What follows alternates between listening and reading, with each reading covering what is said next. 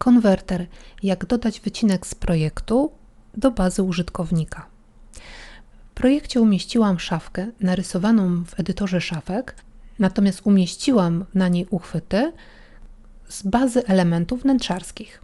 Chciałabym zachować model wraz z uchwytami i zapisać go do bazy użytkownika.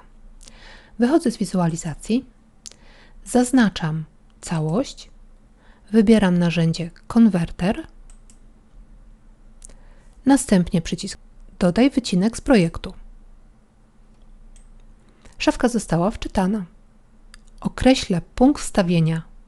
Będzie to narożnik górny. Poprawię poziom wstawienia.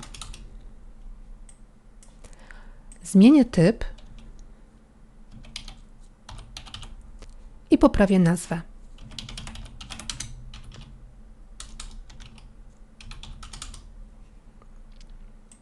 Szafka została dodana do listy.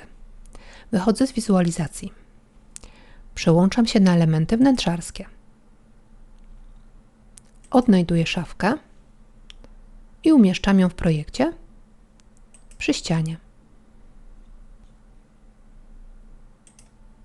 Przechodzę do wizualizacji. Szafka została dodana, natomiast jest ona pozbawiona materiałów.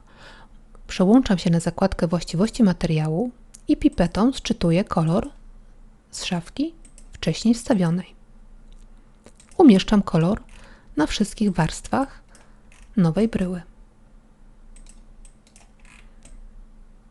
To samo robię z uchwytami.